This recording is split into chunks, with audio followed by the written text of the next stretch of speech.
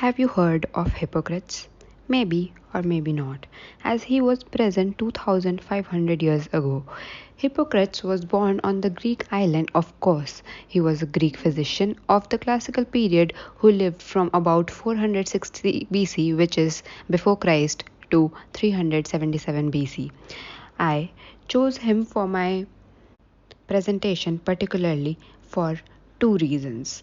Firstly, he taught that all forms of illness had natural cause and not supernatural causes as believed by people at that time.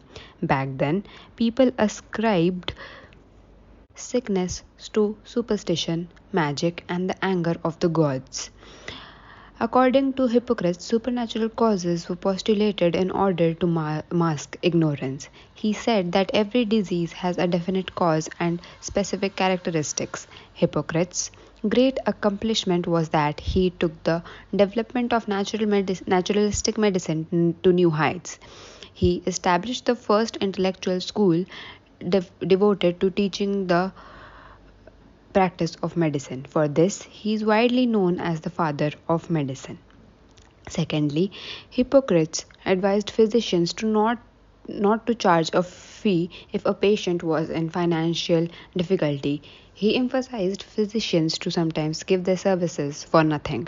If there be an opportunity of serving one who is a stranger in financial straits, give full assistance to all such. For where there is love of man, there is also love of the art. For some patients whose condition is perilous, recover their health simply through their contentment with the goodness of the physician. The work of Hippocrates marks the greatest revolution in the history of medicine.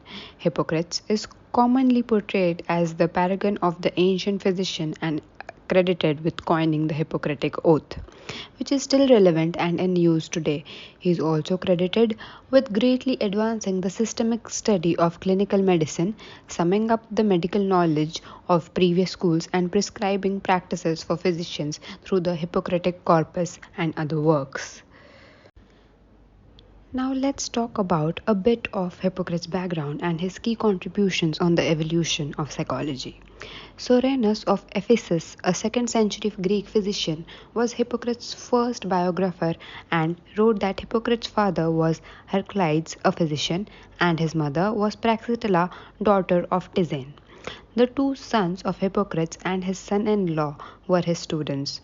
Soranus said that Hippocrates learned medicine from his father and grandfather and studied other subjects. Hippocrates taught and practiced medicine throughout his life.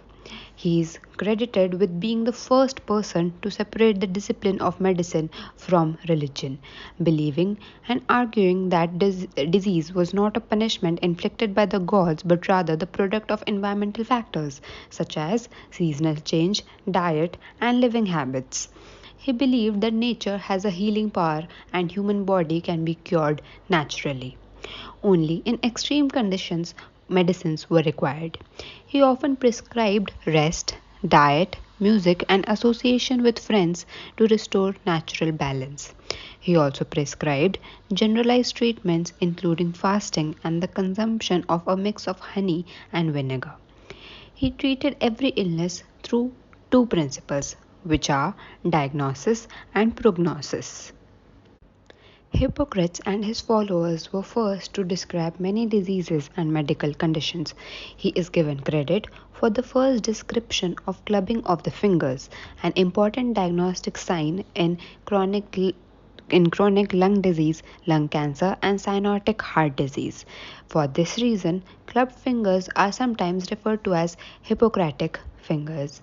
Hippocrates categorized illnesses into four types as acute, chronic, endemic, and epidemic.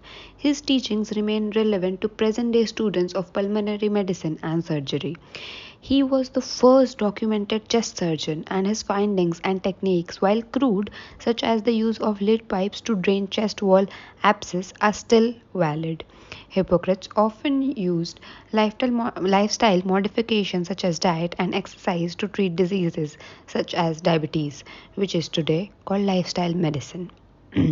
He is also accredited with developing the theory of the four humors or fluids, which are yellow bile, black bile, blood, and phlegm. Let's talk about all of these one by one. Yellow bile is related to the choleric disposition and the quality of being easily angered.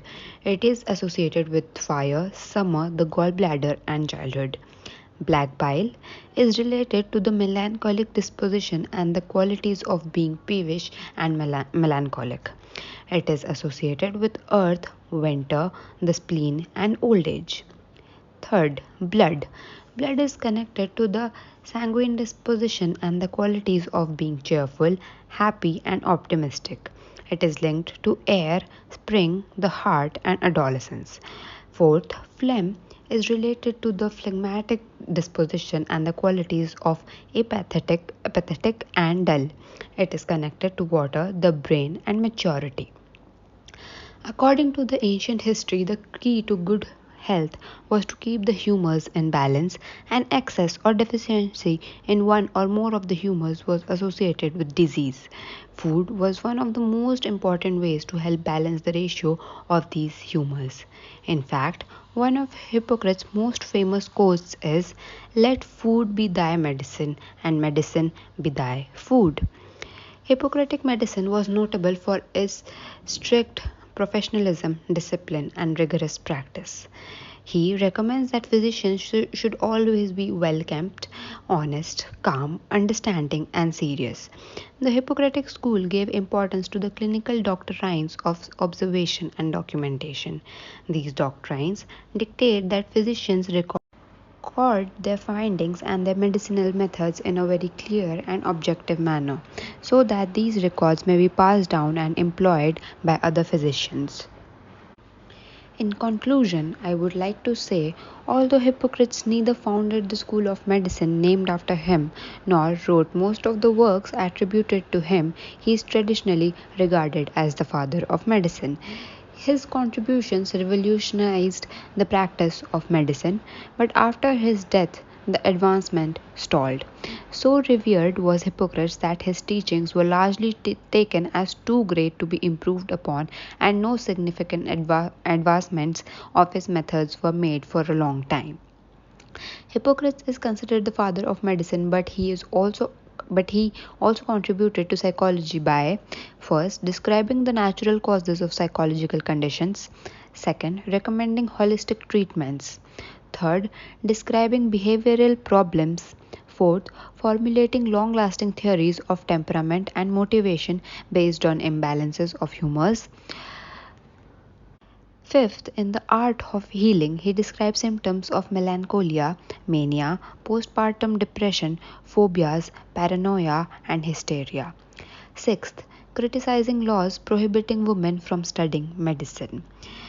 That's all the information that I could gather uh, within 7 to 8 minutes of my video, but there's still a lot more. But these are the important aspects that I discussed, and I hopefully this video was helpful and informative. Thank you.